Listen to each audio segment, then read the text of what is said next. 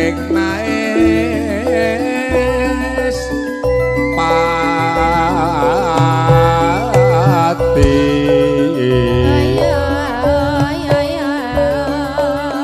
aran patih suwanda lelabuhan nipun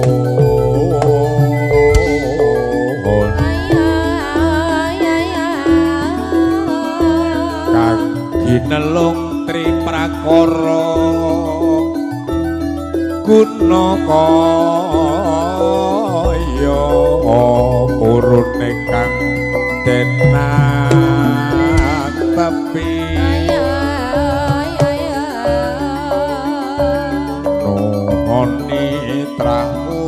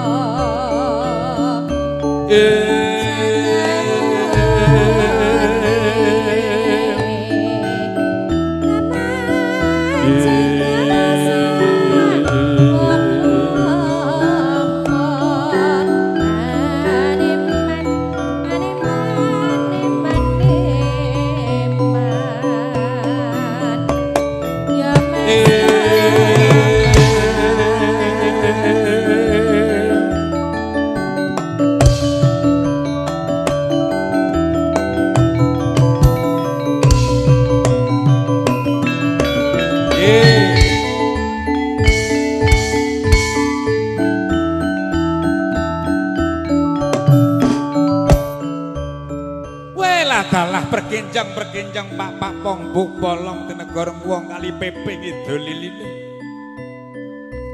he para dewa kabeh padha rohani lho mula ora ana jeneng kalamu donya hawane panas para pejabat padha usrek le gawe tatanan dhewe-dhewe geger matumpo-tumpo padha-padha agama padha tumbuk bentus geger perkara ijazah palsu pengadilan hukum kang ora waradin lan ora mandeg sak nggon-nggon. Apa to sebabe kang kaya mengkono malah iki kepara ana. Pajek-pajek bakal diluru temeka desa-desa. Temeka ngomah-ngomah. Kendaraan sing ora pajek bakal diluru marang para pejabat. Bondo negara wis akeh ning pejabat rumangsa kurang syukur anane mung kurang. Kanthi cara gedhekake pajak sing tanpa pitungan ora urung mung para kawula sing bakal nampa katandang. Bojo-bojo sing rong sasi ora mori bojone dibalekke karo negara. Kulon dhewe kuwi contone. Negara sing usrek ora bakal bisa mari lamun tarana manunggaling pejabat marang para kawula. Negara kudu diruwat. Ning sanadyan to mengkono sak bejo-bejane wong lali. Isih bejo wong sing eling lan waspada. Mula he para manungsa padha eling lan padha tobat.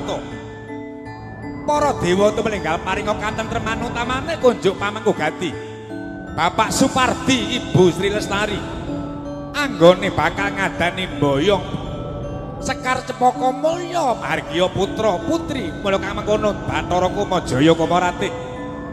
Tumelinggal tumuraning Marcapada paringa wahyu jodho tumrap Rara Ayu Anis Ariska putut Prabowo.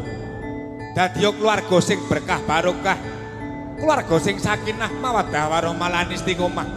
Ulun pepuja gandeng iki entuk tangga kanggo ndungkap wanci supaya bisa kasembadan. Saka kayiwangan ulun puja kunjuk Bapak Supardi sekalian muga-muga tansah pinarengna. Panjang yuswane, berkah rezekine, kuwatna mamong putra wayahe. Ayo para dewa, wis padha wareg jatah rokok wis komplit. Waton lanang cekelana gaman brongkatkin Pramakarti bareng para dewa. Yo, yo, yo. Ae, ae.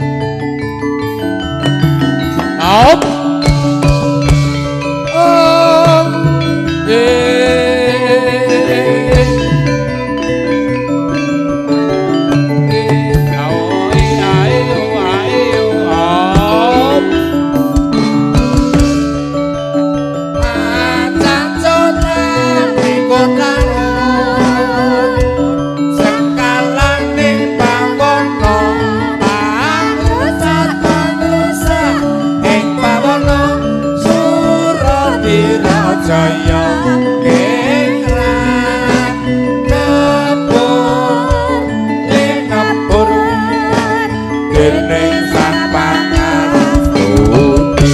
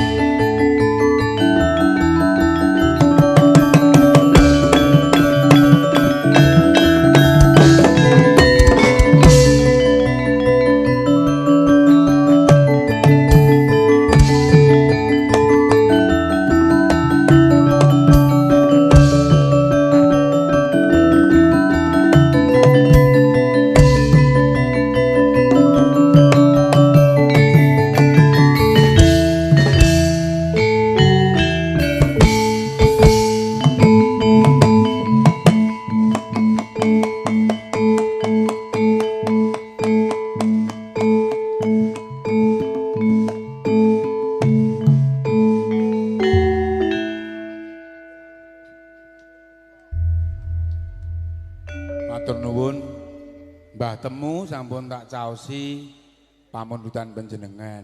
Nggih, mugi saged damel sukarna.